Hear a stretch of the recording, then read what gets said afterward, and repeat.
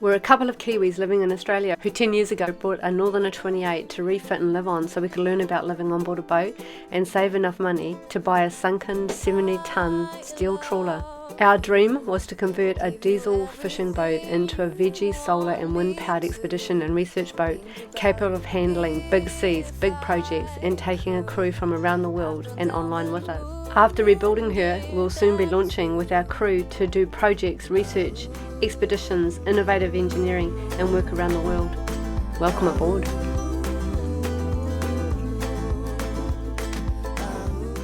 It's the crackle of dawn.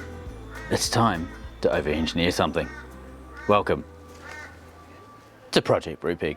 This morning's build is going to be a water manifold, so hot water and cold water for the galley. It needs to be basically distributed around the boat, so it comes up from the tank below, goes into one end and then gets multi-pipes out. Sounds complicated, it's very simple. Let me show you on a plan. What we have is a couple of pipes coming in like so.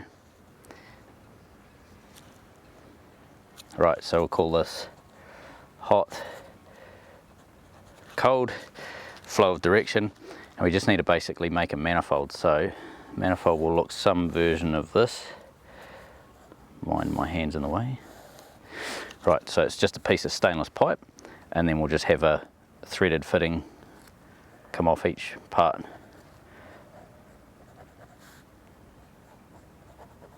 Like this, with a hose barb connected in here into each one of these.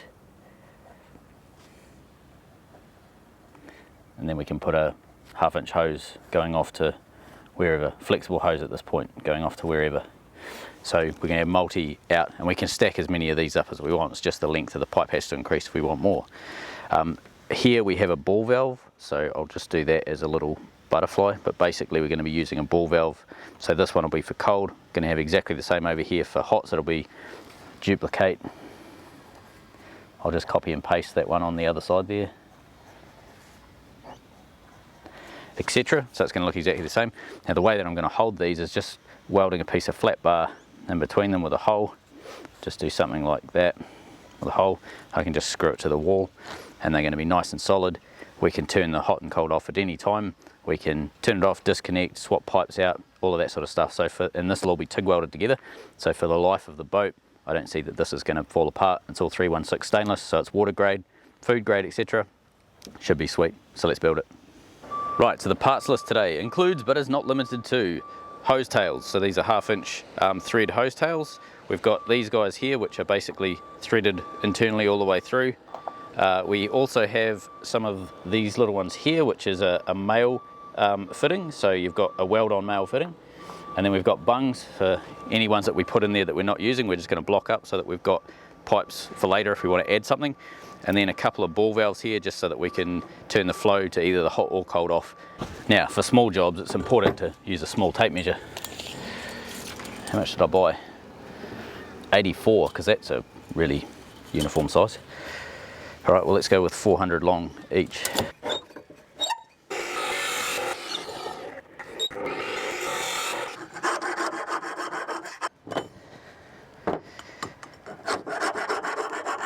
I'd like to introduce Duncan. He's one of our patrons. He's giving us a hand today on the water manifold.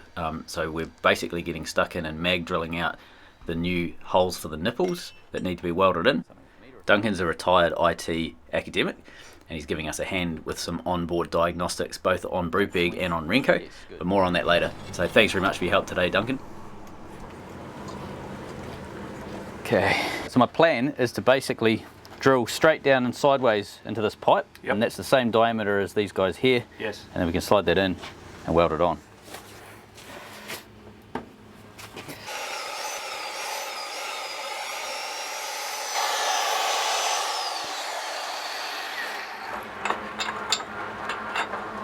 Not quite. Okay, I'm just going to have to go up a size. 26, 28. So the issue I think we're going to face is, because I'm cutting so close to the edges, with the bigger cutter, I think I'm just going to actually end up just cutting down into the side. It's not going to be like a clean hole like this. Do you know what I mean? Like it'll, not really much you can do about it, but right, see how we go.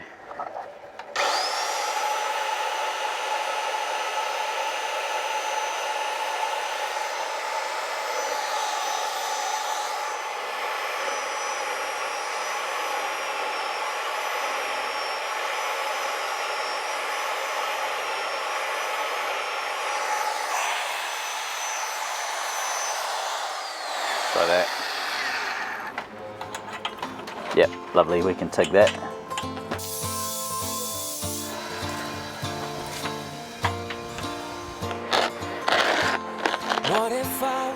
Drill the 3 for that one. Stick to 3, yep.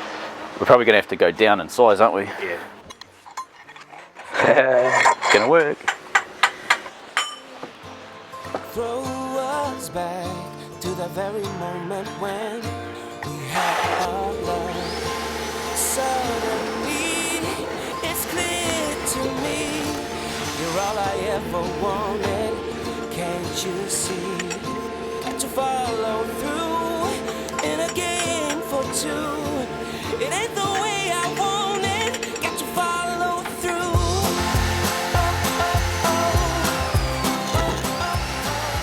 TIG welding doesn't like wind, and this is too much wind basically, but common challenge. Should've got you when we started. Got to follow through.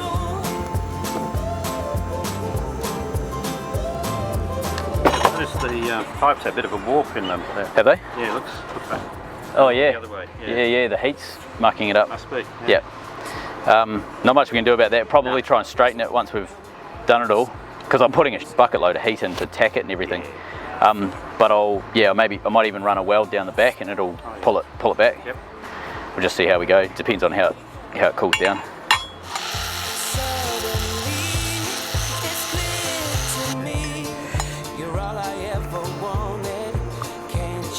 That's it. There you go. That held. Okay. Amazing how quiet that is. Yeah, and that's what you end up with. And the colours are about the shielding gas. So, so that sort of like browny tan colour you get there, that's perfect. Like, so you're using just straight argon as your shielding gas, and if you get that brown, you've got the right heat, you've got the right colour, you've spent the right amount of time on it. If you get that purpley blue sort of colour, it's basically lack of argon. Right. So when you see different colours in TIG welding, you can tell how good a weld it is by the colour it is. And part of that's wind, the wind. Yeah. Setting the flow. Well, you've got a few things. So you got wind. If you hear it going crackling, that's wind blowing it all away. And if that happens, you'll get a weld that looks awful, big grey manky weld. Right, yeah. And that's, you should be getting welds like that. Yeah. But when that happens, it's because you lost your argon. You can buff it out, and it's it's not pretty, but anyway, it happens.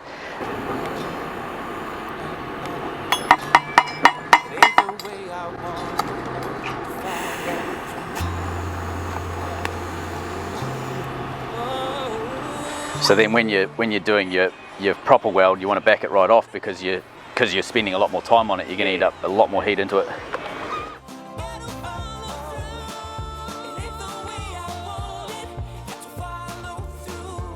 I'd actually just sort of leave everything because it is starting to get a bit windy, so I might just tack everything up and then I'll weld it first thing maybe in the morning. Right, what I do need to do is actually bend these ends in. So that one there.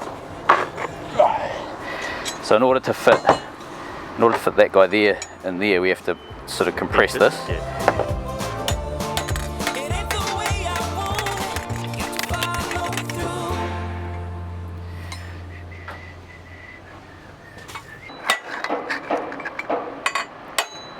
Bang on. Actually, can I get you just to hold that down there level? I think I'm going to move it. It's pretty precariously located. Just chuck your weight right in the centre of those two. I just need to get a tack on it and then it'll be stiff enough to align. Okay.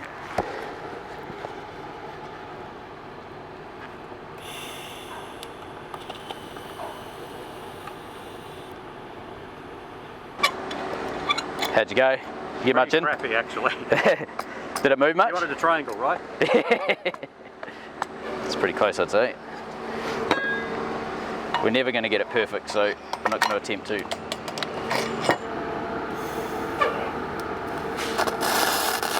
Yep, there we go. Good bit of wind.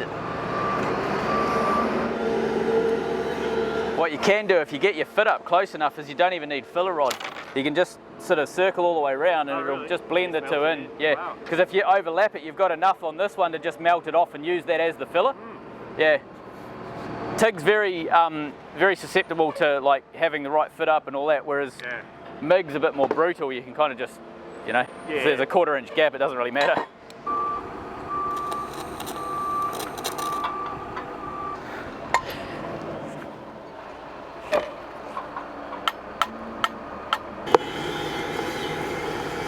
I just need another nipple that size so that we can thread a bung into that end. Yeah.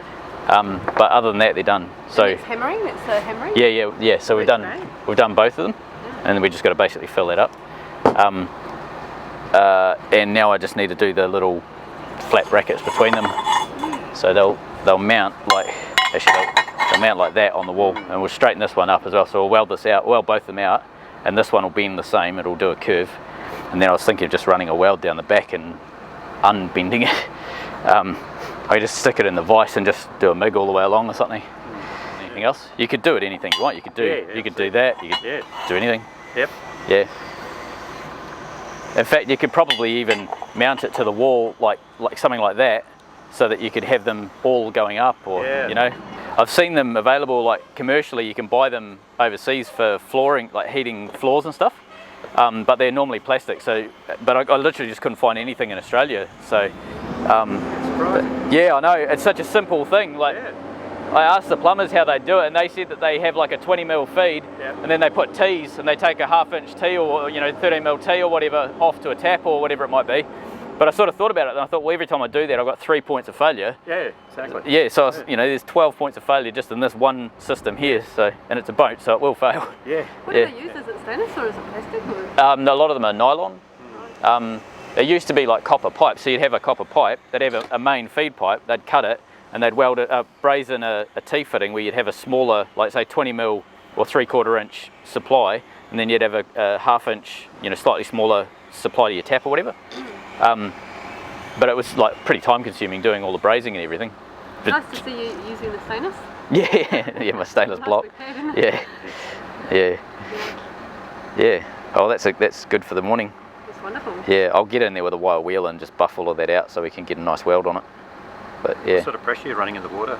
Just, I don't know, 40 psi or something, just normal mains pressure. Yep. It's probably going to hold 40 because the system's going to be built. I mean, it's pretty bloody robust. Like. Do you think? Yeah. Is it enough though? That's the question. Yeah. I don't think that's your weakest point. No. Everything else will collapse. Yeah. That's right. All the 1/2 inch supply pipes are all like 3/4 of it. Yeah. This is where we got to with the manifolds. Yeah, we're getting some reasonable sort of quality tacks and things happening with the TIG, but the second we start welding, we're getting a bit of a dog's breakfast when it comes to quality, and it's because it was way too windy when we were trying to weld. So it's a new dawn, it's a new day, and I'm feeling fine, but not fine enough to TIG, so we'll MIG it. Also, MIG is a bit more forgiving when it comes to setup and so on. We haven't quite got the fit up of these pipes perfect, so when I say fit up, I mean the joins, if they're not like sort of millimetre perfect with TIG, it's a wee bit hard to get a beautiful connection. With MIG, you can kind of be a bit more brutal. If you've got a 2 or 3mm gap, it doesn't really matter, you just fill it up. There's a saying, if you can step over it, you can weld it. That applies to MIG, doesn't apply to TIG. This one here I've just welded out with MIG, but they're going to clean up quite nicely when we get a grinder and a flap wheel onto them, and they'll look lovely when we're finished.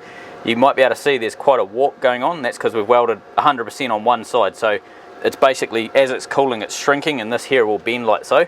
However, when that's nice and cold, we can just run a line down the back with the MIG welder, and it'll pull it all straight again as that side cools down. So not too stressed about that, and it also doesn't matter if there's a warp in it. No one's ever going to see it pretty much, but we will spend a bit of time and get that right. One thing I will show you, so you can see on this pipe here, we've got some lovely little wee TIG weld tacks just down in there. That's because the fitment was quite tight. If you look that way, you can sort of see it's relatively tight. These fittings are actually smaller than the ones on the other side, so the annular cutter wasn't absolutely perfect. Compared to the other side, the annular color on this one wasn't very crash hot, so the fitment isn't great. A good TIG welder would be able to fill that up, no worries. I'm not a good TIG welder, so I do struggle with that sort of stuff. What we're going to do here is, if again a good TIG welder would be able to fill that up, they'd also try and get the fitment closer. But MIG is no worries, we can easily fill that up with a MIG. We have tacked it with the TIG, And we did try and peen these ends over, but it was pretty difficult to basically get them working spot on. So that's why we're using the MIG. We're just going to basically fill that up and we'll be sweet. We'll be able to blend that in, no worries.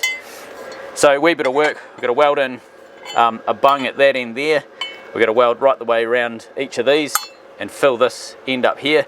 This is going to warp. It's going to do a big bend like that. So exactly the same as the other one, but when we've got the whole thing welded and cooled, we'll run a bead down the back and it'll pull it all straight again. I've got the machine quite hot, hotter than what I should do for this material. So if I was to just try and run a weld with the temperatures and the amps, etc. that I've got with this machine right now, I'd blow holes in it. But there's a reason I'm doing that, is because what I want to do is do short bursts of weld and work my way around it, like almost like a spot weld, but I want to just do short bursts of weld all the way around, and you actually end up with less heat in the stainless and deeper penetration into the metal itself.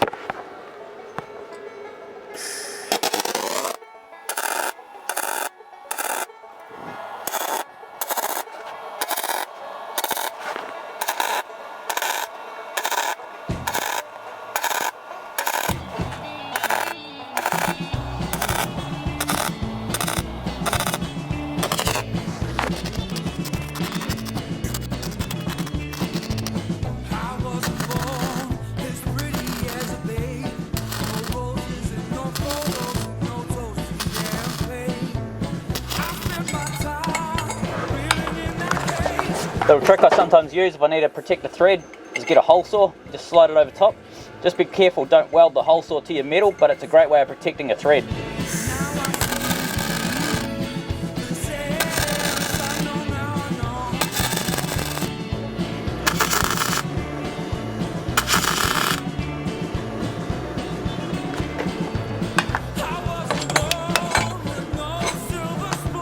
That's what you're left with. So doesn't necessarily look the prettiest when you MIG weld it, because you do get a lot of this black rubbish going over top. You can fill up some pretty big gaps. You can sort of see that's right the way around there is now filled up.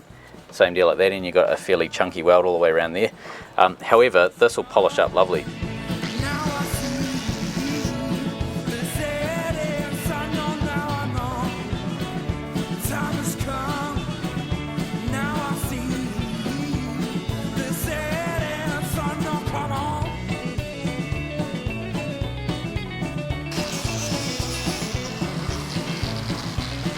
Last job of the day is to try and create a little bit of reverse bend in this pipe. So at the moment it's coming up off the bench and doing a bit of a hump.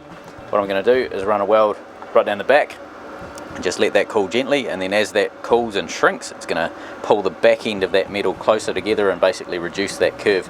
So I haven't done this before, it's a bit of a guess if it's going to work, but I'm pretty sure it's going to have an effect.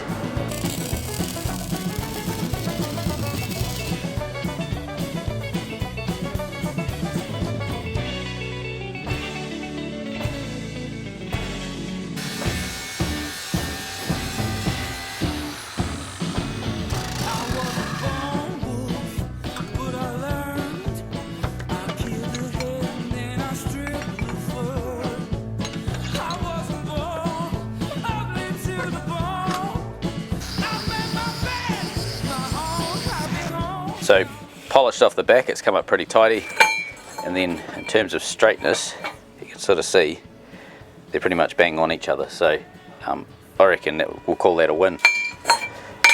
This one, not quite as good. It's a wee bit longer, so in terms of polishing it off, it's all sort of come off. There's no lumps and bumps, but it's not quite as straight as I was hoping. Still a tiny bit of excess bend in it, but it's close enough for what we need. Again, this is all buried behind cabinetry. You're never going to see this. This is just mainly for me to be able to, you know, not have my brain explode over the next few years knowing that there's a slightly bent pipe in the cupboard. Now that we've got them both to that stage, I need to start laying them out. So that is the layout that they'll be when they're in the kitchen. What I need to do is take some of this 50x3 flat bar that I've got. I was going to use 25x3, but I can't find any. So I've got some 50x3. We'll cut some strips of it, and I'll weld them basically in between, but on the back side of it, and then just drill a hole through the center, and that's going to be my position to bolt it onto studs in the wall. So this will be nice and firmly held. We'll be able to turn it on and off with our ball valves at the end. We've got the thread at this end, so if we ever need to expand it and add more, you know, make another one of these and add more on or whatever we can, and we've got more than what we need for each of these. I think I only need 2 for the hot and 3 for the cold, but we've added one in just so that we've got a bit of room for expansion later on if we ever change anything.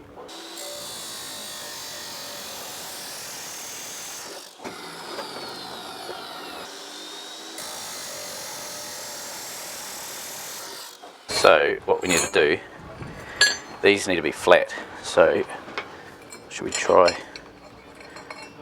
let's try throwing one of these in. Up.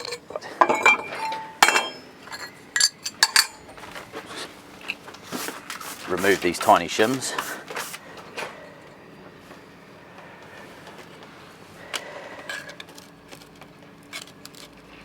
$1mm discs are awesome for shims. Just in case you're ever thinking, what can I use? These things, they're blimmin' brilliant.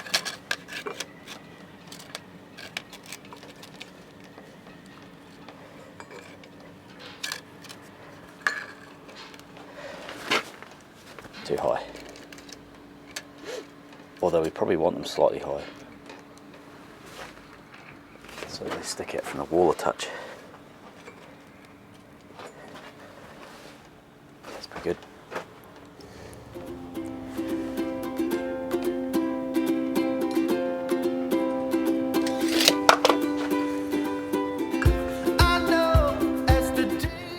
Something like that. Right, let's tack that up.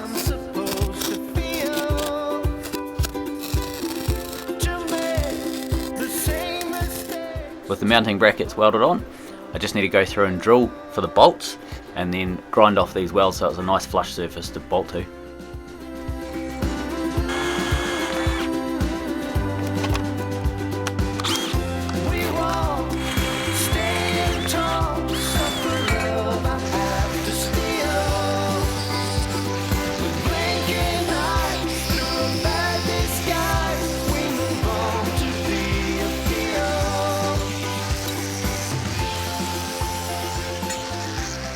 We want to bring it out from the wall ever so slightly, so we're making a couple of minor adjustments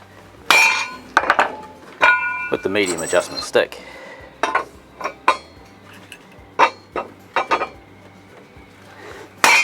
we go. What that does, when we mount it, screw it in tight, it's going to basically allow it to be pulled off the wall, and if you imagine that's your wall, you can see your fittings are aiming away from the wall slightly, which is exactly what I wanted to create. So the cool thing about having a manifold like this, where you have basically threaded in fittings, is you've got options. So you can put in like a threaded hose tail, so 1/2 inch thread, 13mm pipe threads onto that end. If you don't need one of the terminals, you can basically just screw in a bung and blank it off. Or you can even go as far as, say, PEX fittings. So this is a what's known as a PEX, P-E-X, push-on fitting. So you basically just get a particular pipe, you push it straight in there and it sort of locks in by itself. And that there is also able to be threaded in when we start modifying the boat to go into the ice climate. So we need to basically put PEX pipes throughout the boat. This manifold will be the weakest link because it's, you know, if the water freezes, it's liable to crack. However, we can always basically have like a pressure relief. We can put a pressure relief or some version of that sort of thing in one of these bungs. So we do have options. So yeah, having this manifold certainly makes things a bit easier going forward. And with the generous application of thread tape, these aren't going to leak.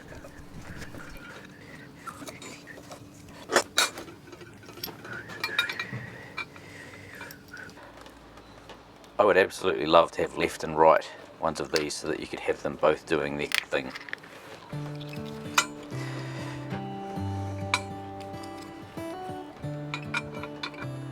Ha, they will fit.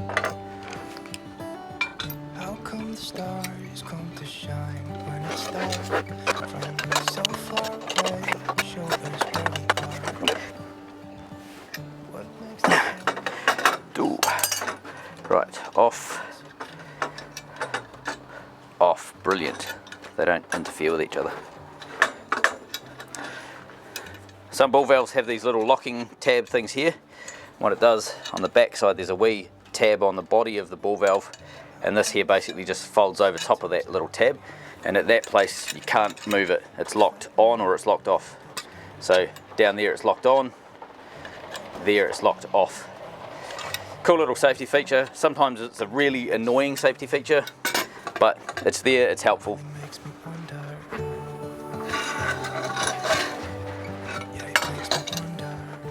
Right, this is hot, so we need 2 fittings.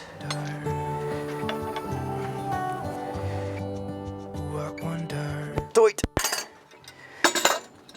Right, the other one actually has a threaded fitting on the other end, so I won't put one in. So we'll do the cold. And don't you miss the leaves they left behind?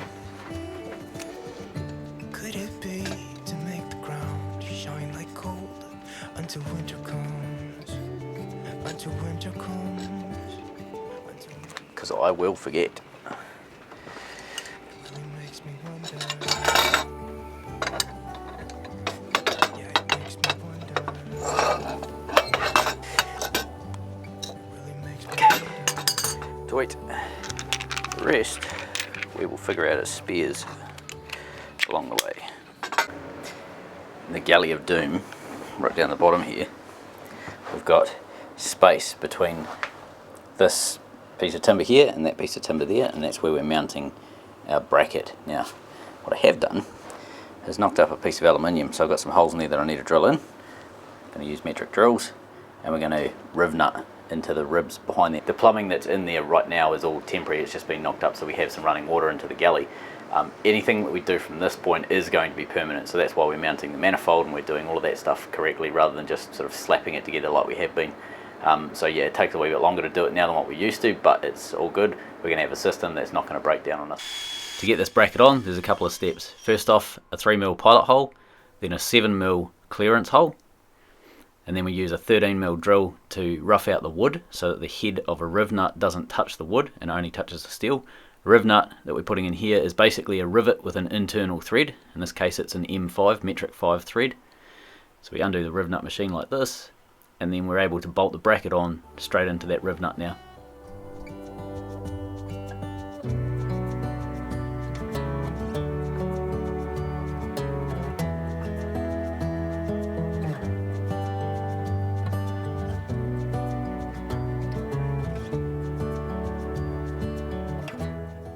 This hose is connected to mains pressure, which is about 40 psi, this one here. So once we've got that pressurized, we'll be able to check all of our fittings. So we've got thread tape in each of the fittings here, and then on all of the bungs, one down the end there as well, there's thread tape. So we're checking basically every weld around here. We're looking for essentially pinholes, leaks coming out, so little bubbles or little streams of water. We'll turn the tap on, and then we'll be able to turn this valve on and we'll know. So you just crack it open a little bit like this, and it puts the pressure in, but it only puts it in gently. There's no major leaks or anything, so we open it right up, and then you can sort of see there are a few little pinholes and stuff, so we just go through and mark those. We just want to spend our time and really look around every weld, make sure that every bit of metal is joined properly. So flip it over because it's likely to leak on the back as well. It's pretty normal to find leaks at this point, so you might be able to see right up in this corner here. It's a wee bit hard to sort of see it, but yeah, it's pretty standard to find leaks when you're welding together things like this. Hose swapped, and this is the main reason why I hate Jubilee clips. Huzzah! That's as tight as I can get it before it's stripped. My plan is actually just to basically go over the joins on all of them with the TIG like that, and essentially just blend it in. So you can sort of see down in here, I've got some arrows, I don't know if you can see that on the camera, there's a couple of arrows pointing down here, and then right up in that corner there's a little line where the MIG just, maybe hasn't been hot enough or whatever, but it hasn't bonded the metals together. So TIG will essentially melt everything together.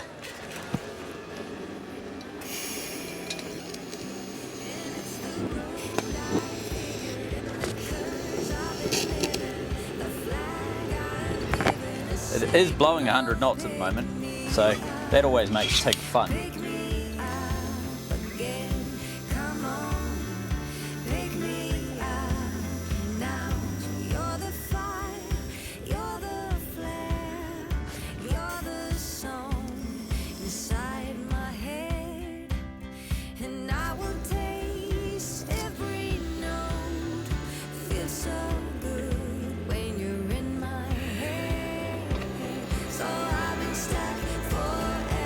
Seems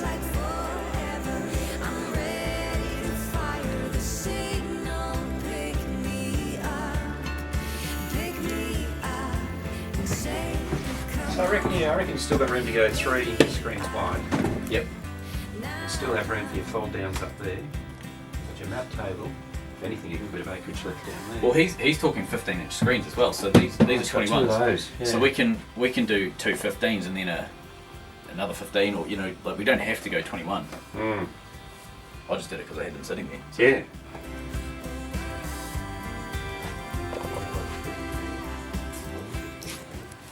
John and Russell are back. They're measuring up a stainless storage system that we're building using milk crates to store our gear prior to launch.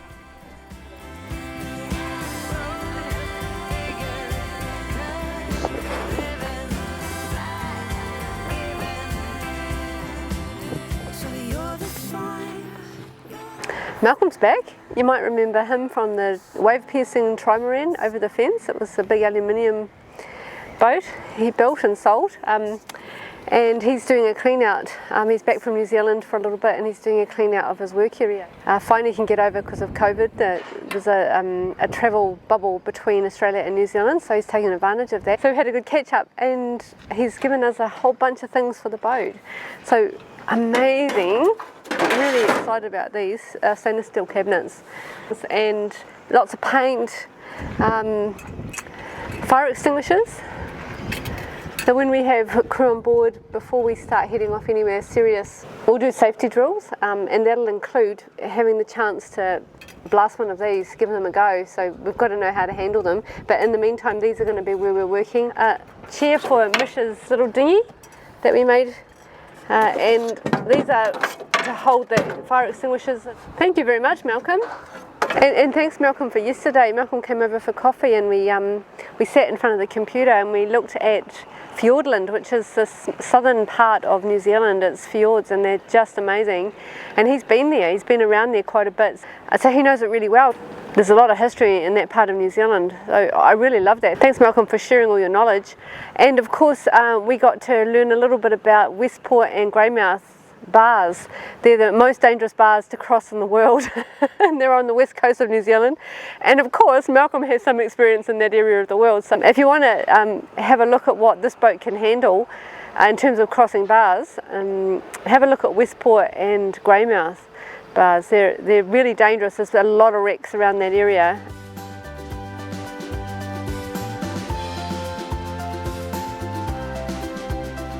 Organised chaos under Brupeg. So drawers that are going in. These are some drawers that we've cleaned up. There was a bunch of work we did here, routed it and filled it. The drawers have been painted. This is going to become Stu's cabin while he's up here. Thanks, Yasmin. That's true. Big piece of plywood that goes underneath our stainless cabinet that we found at the scrappy. This is going into the kitchen. We need the plywood to mount it. Galley. And our front cabin. So the before shot. Huzzah! The after shot. So I've made an aluminium bracket that the stainless manifold bolts to, and then that bracket is held onto the wall.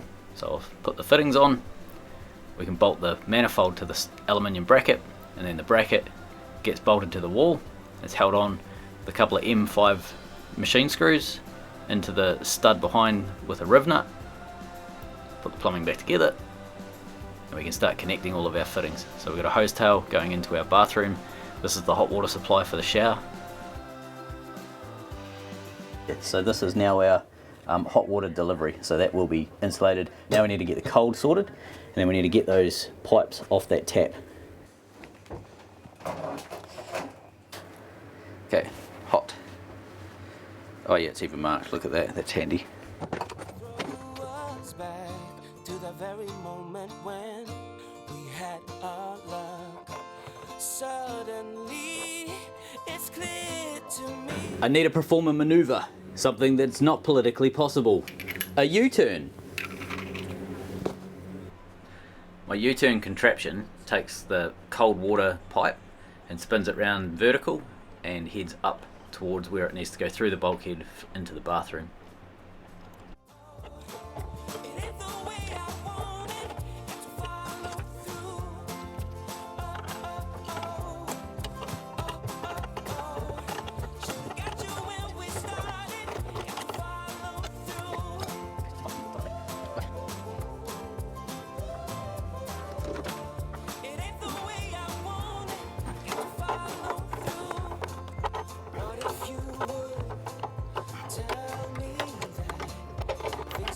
I'm going to show you something that's awesome. If you've never seen these things before, they're basically a little stainless coil with a strip welded on the back, and you slide them over a pipe and then bend them, and it'll perfectly hold a real tight radius without kinking the pipe. These are phenomenal. Right, slide that down, give it a bit of a bend. There we go, look at that. That's a tube that would normally kink.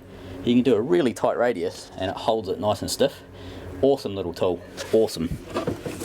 From right to left, we've got the feed pipes coming in on the right hand side, going through ball valves on each side. Then we've got pipes going off to our bathroom, and we have our spare nipples. You can sort of see top and bottom, they're for use for later on. And then on the far left, you can see some stainless braided lines. That's heading up to the mixer tap in our galley. Everything's turned on. Okay, we have a leak there, so let's get rid of that one. We can deal with that. And we have a leak there. What's leaking? Alright, so it's the top. We can deal with that. After finding a couple of leaks, pulled the manifold back off the wall and went over with the TIG welder. With air pressure, at the moment we're running 120 psi of air pressure in here. We're trying to give it the absolute herbs, and then we go over with soapy water like this, and anywhere there's a leak, it'll come up as a bubble. So we've pretty much fixed everything at this stage, and there's no more leaks to find, so satisfactory.